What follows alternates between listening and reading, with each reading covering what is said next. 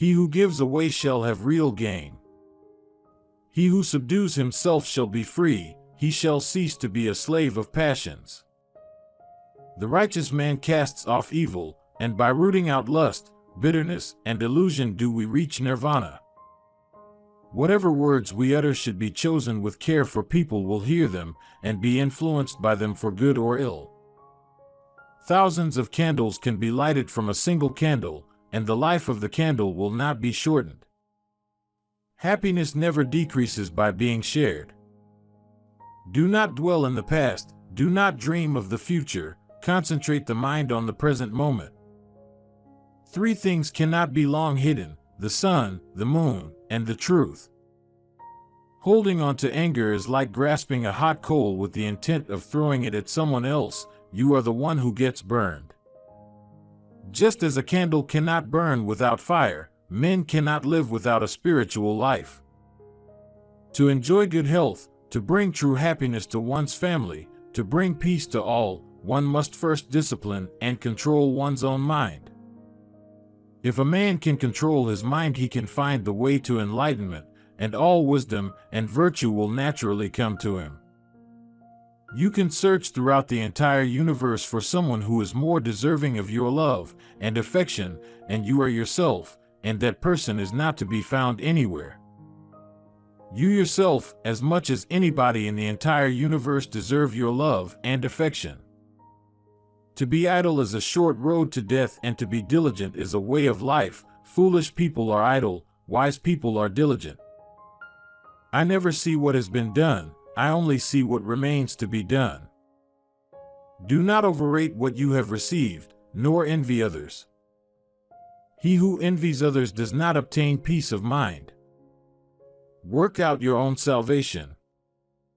Do not depend on others. However many holy words you read, however many you speak, what good will they do if you do not act upon them?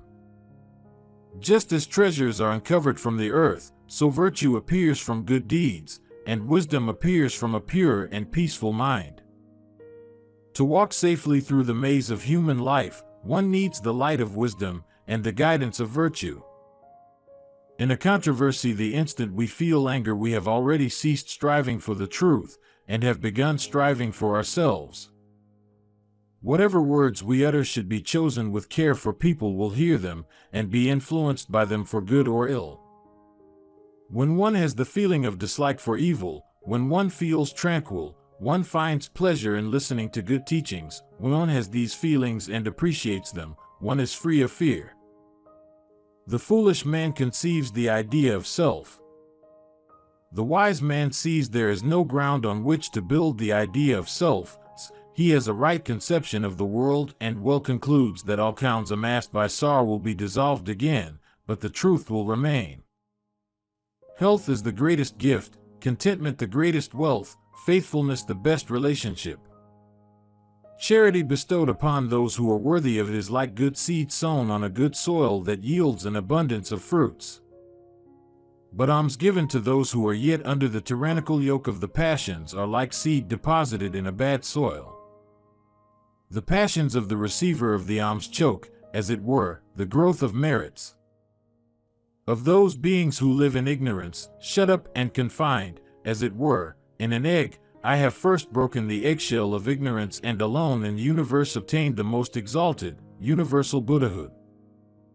Charity bestowed upon those who are worthy of it is like good seed sown on a good soil that yields an abundance of fruits.